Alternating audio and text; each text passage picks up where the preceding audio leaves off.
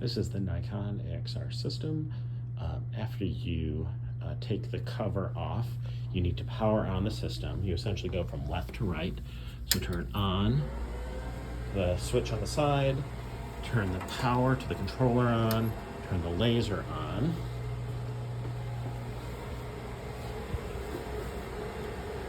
Turn on the the joystick controller, the light, and the epifluorescence.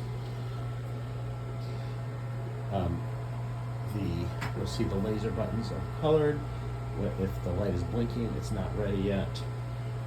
On the top, you have the photon microcollider tube detector, which is in front, the AXR, which is an array-based detector, in the back. You have the microscope itself, joystick controller, and this is the epifluorescence controller. You push the button to toggle the epifluorescence on and off, and you can adjust the power. The incubator is in here and would need to be set up if you need to do live cell experiments. And this is the computer. You just turn that on. The power button to the microscope is here on the side.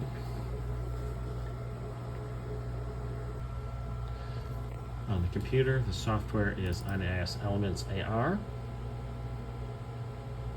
You will log in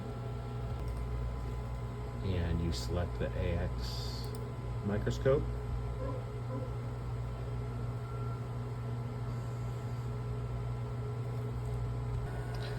So the microscope has a piezo insert, which is this insert that you see right here, which rapidly and more precisely moves the specimen up and down in the Z plane. It can be removed, and you can use the platform itself to adjust the Z. The piezo is quicker and more precise, and so when you're setting up Z stacks, you'll see that you'll have the choice of whether you want to use the piezo or the stage to adjust the Z when you're imaging. The very first time you start up, you'll just have a blank screen. So to get your acquisition controls, you come to View, Acquisition Controls, and ND Acquisition. View, Acquisition Control, fin. See there? The most common problem, or a common problem, is that the controller will not connect at startup. If that happens, so if this screen is blank when you get started up, you can come down here and turn off all three of those. Just let them sit for a few seconds and then turn them all back on, going left to right, and then it should pop back up like this. So this is the acquisition screen. You should have control of your objectives. This is for the epifluorescence, so you can see in DAPI, GFP, and Texas Red. And then these are your laser controls here. So to begin, you want to focus with your eyes. So I always start with 4x. You can also change the objective using the lever right here. And then I will say that I want to go to eyepiece, epifluorescence.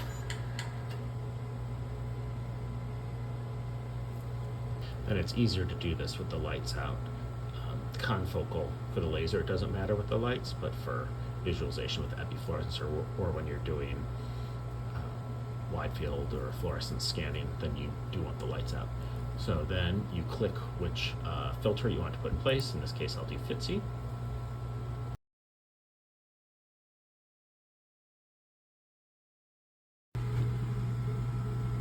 And then you can see that the FTSE filter is on, and then you want to load your specimen.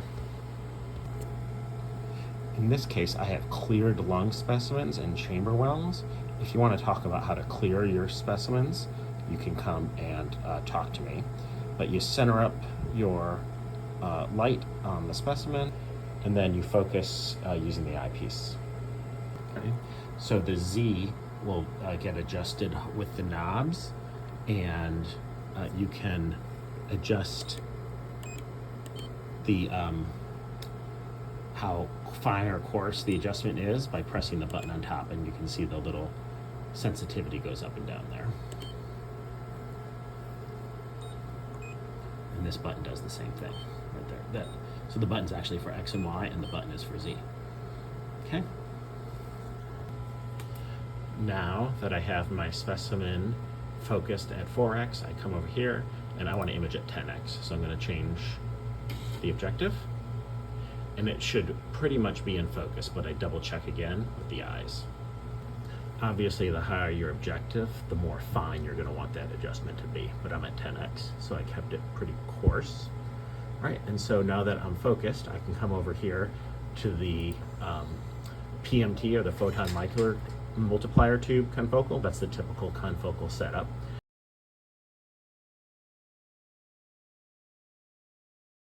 And this specific specimen, I do not have any DAPI in there, so I can turn that laser off. And the three colors that I want to image are FITSI for tissue autofluorescence, TRITSI for a vascular marker that I put in the lung tissue, and Psi5 because I used a far red nuclear marker. So those are the lasers that I want to do. So I can hit live, and you can see I get way too bright of an image. You can also see that the laser is going back and forth. Okay, so the reason that my image was so bright, see there, was because I had the pinhole size too big. So I want to set the optimal pinhole size for this objective, which is 1 atomic AU, which comes out to 0.5 microns. And as you can see, the density got down. This is your field of view indicator, so you can scan, these are like the pixels in X and Y, and so you can select for large or coarse. So if you select coarse, that'll be a much quicker image, but the resolution will be higher, and then this of course is the maximum resolution image. Okay, so that's pretty, so we'll just keep that right there. And then we will adjust our laser settings. So you can always pause at any moment, and it'll stop the scanning.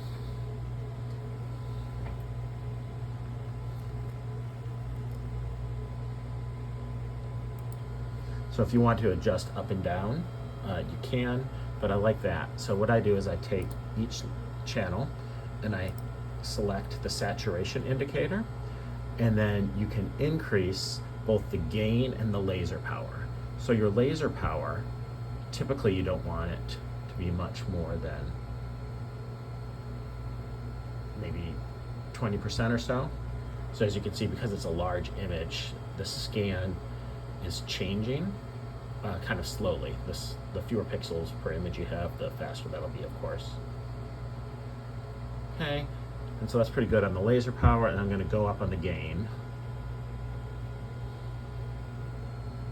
I'm just using the scroll from there. And you want to keep going until you achieve saturation.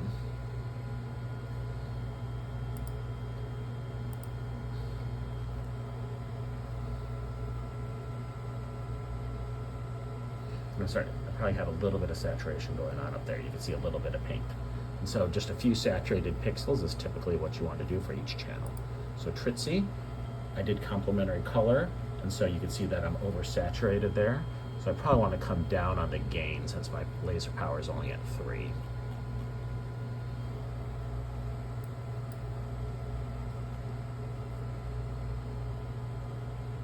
And you can see it kind of slowly coming back.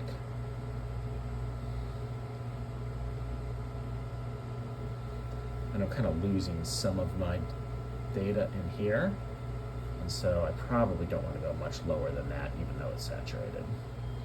And then for the nuclear stain, really didn't work that well in this specimen, but that probably looks all right to me. Okay, so we can pause. Okay, so you don't have any Z controls here. And so in order to do that, you come to Devices and Z series setup. So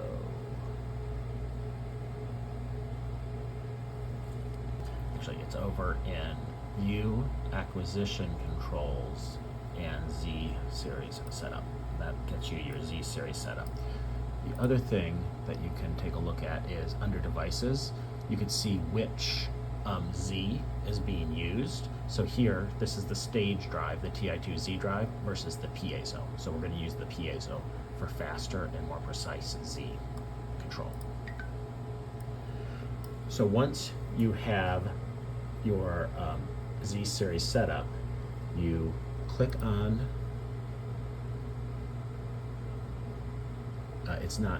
you can click on top and bottom to set the tops and bottoms of this. So, piezo Z drive, and then you can use your acquisition control. Oh, you need to be in live. Okay, this little joystick icon, you can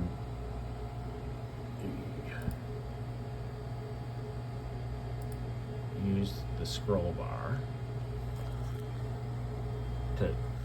to move it. You can just kind of click and drag. And then you can use the scroll to set the top and bottom. So since this is scanning really slowly, you can just come to something more coarse like that, and you'll be able to see what you're doing much more quickly.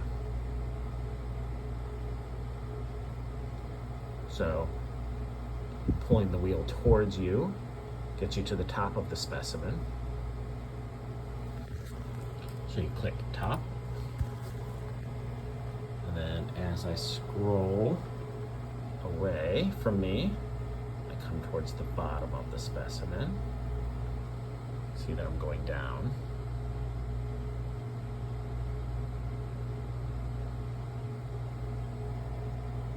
Okay, that's going to be my bottom. Okay, and then I can just kind of click in the middle and it brings me right back to where I was. So I want to go ahead and get whatever resolution of image I want to set up. Okay, so that's going to be a higher resolution image.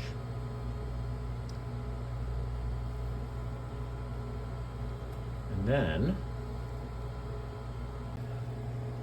what you want to do is you want to come to View, Acquisition Controls, ND Acquisition, right there. Okay, and that gets you to this acquisition window. So in our case, we don't want to use time series. We don't want to do a tie-up like an XYZ point scan, but we do want to use a Z scan. And so we can click that, and then it sets this automatic save to path. You can change this if you like to go to Browse, and then you should have a user folder so you keep all of your stuff together. We can have this in images, and then we can just you can create your own folder in there off the desktop, but here we'll just image here. We'll just call this long.nd2. Okay. Other options are you can do alternate optical configurations, like if you want to image one channel and then another and then another. And you can also, instead of setting your points on an XYZ scan, you can just say, I want to scan, you know, a 2x2 overlapping field with what I have in the middle, but we're not going to do that. So when you set your optical step size, you usually want to just select whatever its pre-configured number is, and that will be based on what your pinhole size is, your pixel size, and your Nyquist. And as you can see here, we ended up having an image of 233 slices. So it'll take a few minutes, but you can go ahead and hit run now, and it'll run. If you have a specimen that is, you lose your signal at the top, you can run a Z correction, where at different sets, different slices, you can define your Z. And I'd have to show you how to do that separately, but for now we're just going to hit run now.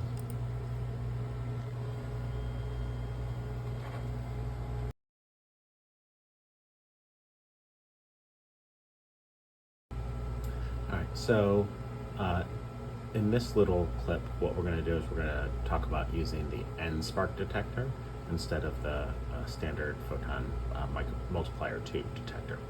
And so we have our lung here, and so this is just imaging, just like we did previously. And so what we're gonna do, I'm not gonna do a whole Z stack for this, I'm just gonna take a quick picture. So I'm just gonna say, take off my Z, and then I can just hit capture. All right. So there's my captured image. For the NSPARC detector, come over here to NSPARC.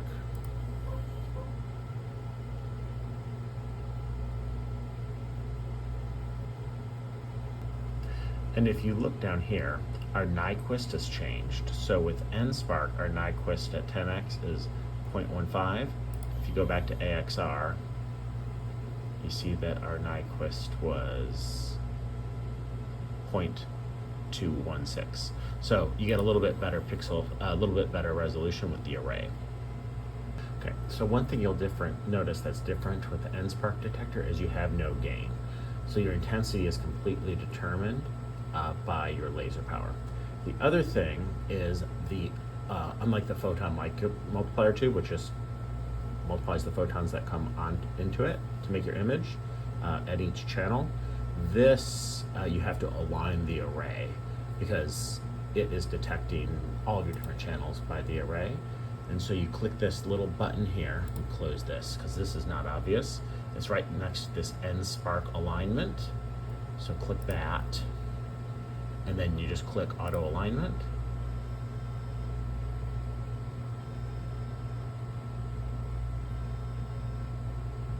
We'll pause this while that goes through its process.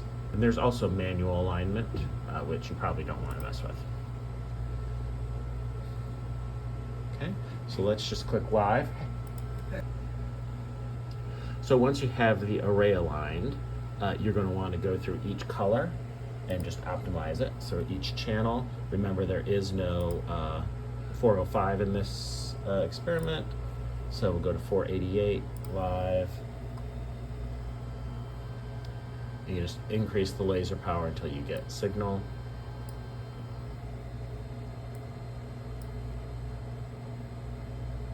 And you can put your saturation indicator on. And that's probably good. Let's move to Texas Red.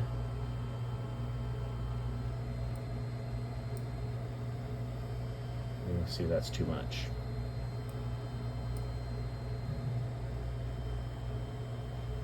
It's probably fine. Remember, you can change your colors. If you come down here to properties, just make that red. And then 640, let's just make that blue.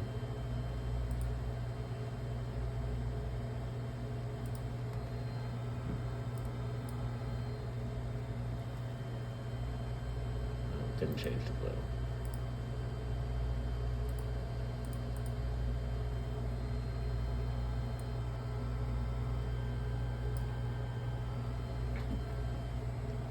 Okay, so you get them all. And then you can just do your snapshot. We're just gonna do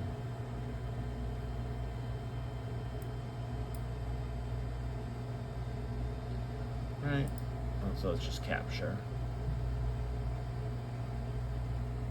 Okay. Close our live window.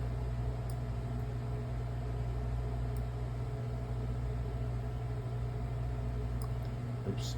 Now if you see what I did, the mistake I made, I did 512 by 512, and here I did 1024 by 1024. So let's make them comparable over here. Change our field of view to 1024, do max field of view, live.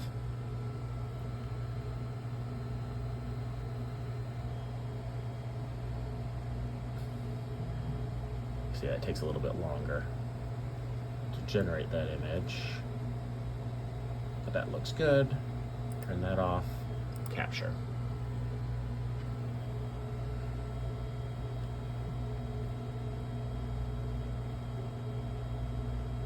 So you can see that it's substantially slower.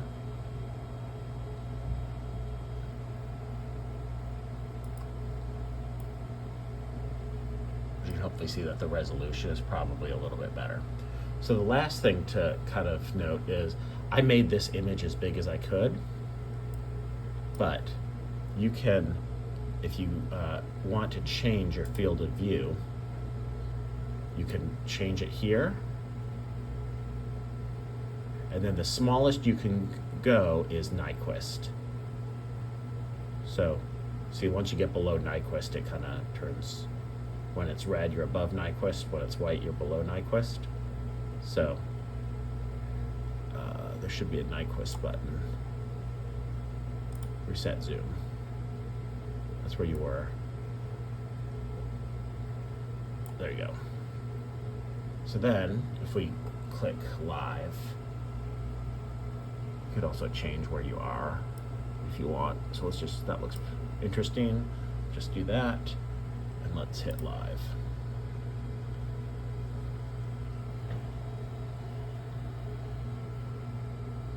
I forgot, before you hit live, you have to right click on the mouse there to set it. So green is the field that you're actually going to view. So obviously it's not scanning quite as large an area. And you can see that our resolution is much better. Our pixel size is 0.15 microns. So if you want, you can just capture, you just hit capture that.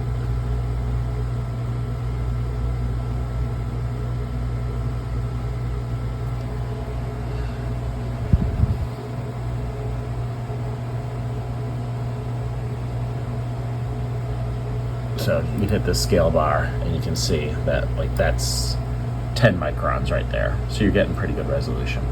So I'm going to save these images.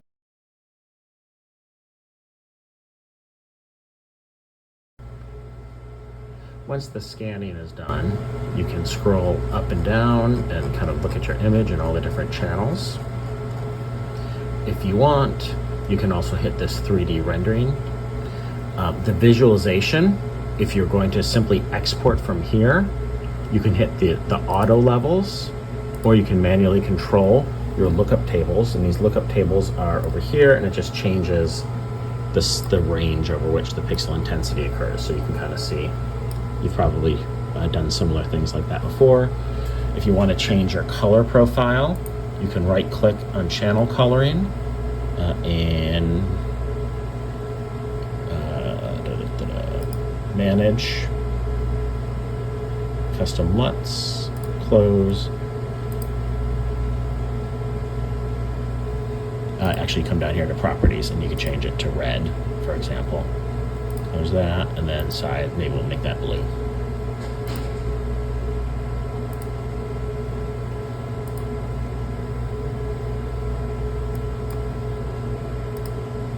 Okay. So now our vasculature is red, and then our tissue is green. And then it saved to that image. You can also just do file save as. Always save as an ND2 that maintains all of your metadata, but this is already here, so we can just hit that, and you can overwrite it if you want. Hit yes.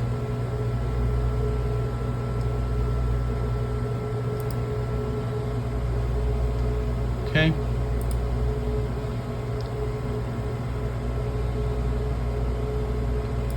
We already have that.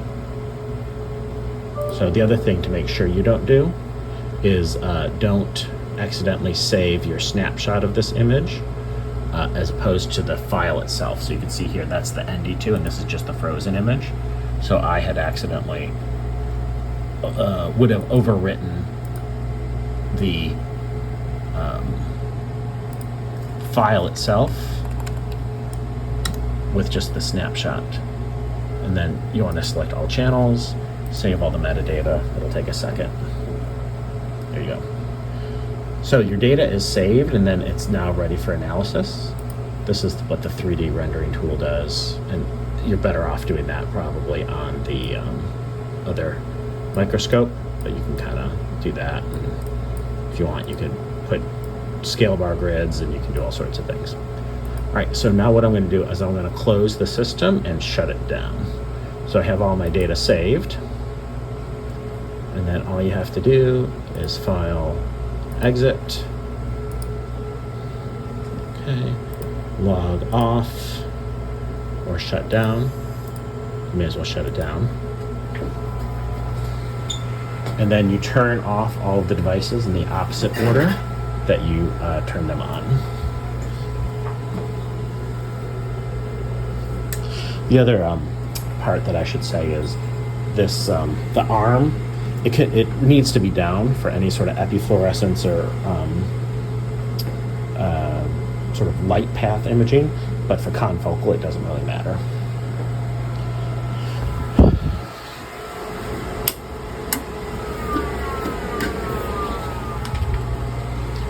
Key, power. Okay. And the system is shut down, and then you should remove your specimen. The other thing I should have done is I should have put that objective back to 4x, but then put the cover back on.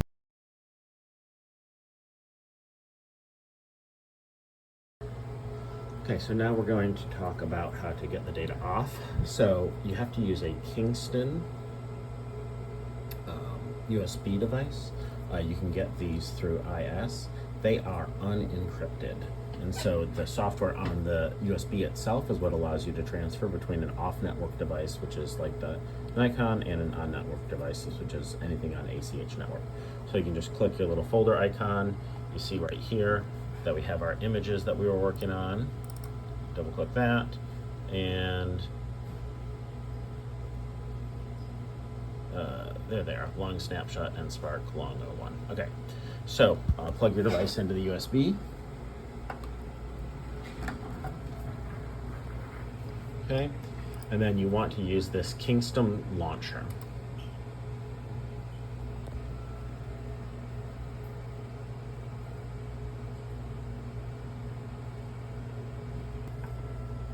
Log in.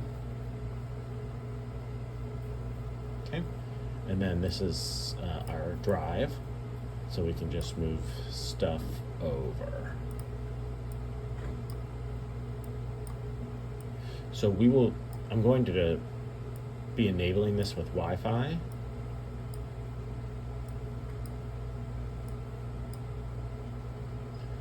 But it's probably going to be too slow to reasonably transfer a lot of these larger data files. So you're probably going to end up needing to use a hard storage device until the research network gets up and running. Okay, close. All right, here's the most important part. When you eject your device, do not eject the TI-2E. That's the microscope. Eject the data privacy vault. Okay, let's remove our hardware and go over to the analysis computer.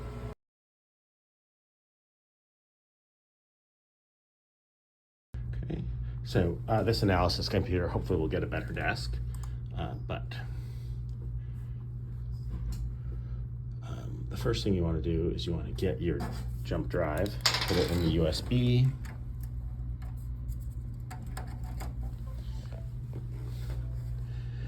Same thing as before. In order to you've got to log in.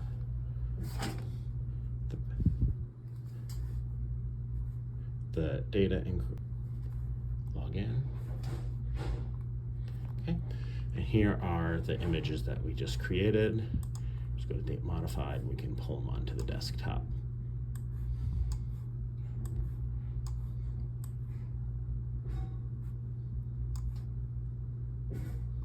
So you can see that some of these images are quite large. So one of the things that you need to be cognizant of is we need to delete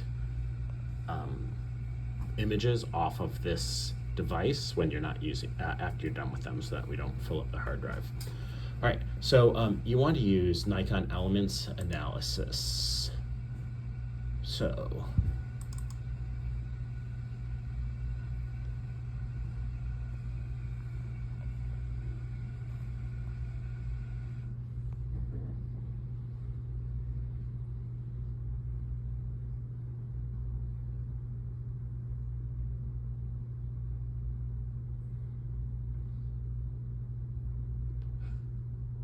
Okay, so you can open your desktop,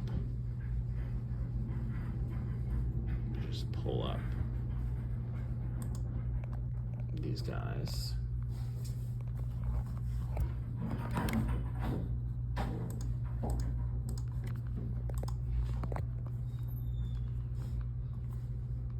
Okay, and one of the things that several things to know. So first of all, some of these are Z-stacks, some of these are just snapshots. When you want to export an image, so things you might want to do. So one, you might want to change the look of your scale. So you do that over here, scale properties, and then like I usually make my font 16 or so. And then I like my line thickness to be a little thicker, so apply. Okay, so that's how you change scale properties on this.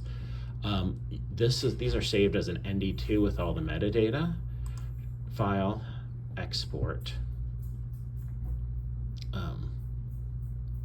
So you can convert the files here, or you can go edit, create view snapshot.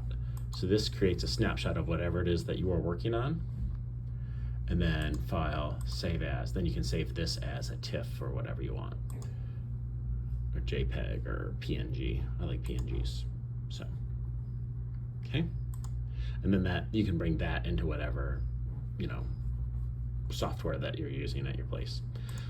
So the real power of this is the analysis. So Analysis Explorer is open, and then you can create new. So they have a lot of different tools. That's just going to depend on what it is that you're doing. A lot of times we'll end up doing general analysis, in which you can count things, you can automate some measurements, and then you can batch the files. There's a lot of other steps that you can use in this ND processing, so it's pretty advanced. You can add your annotations and measure things and all this over here too. So you want to say, what's the length from there to there? It's 447 microns. So to do more advanced, the other thing is you can save these analyses, and so you can modify them. So make sure you know where you save them so that you can pull them up again. But that way you need to have a saved analysis in order to batch process files. The other thing that people might want to do is you might want to change the appearance of your image. And so here you can adjust your LUTs up here in the corner. So you can make intensities brighter or dimmer. And then there's nonlinear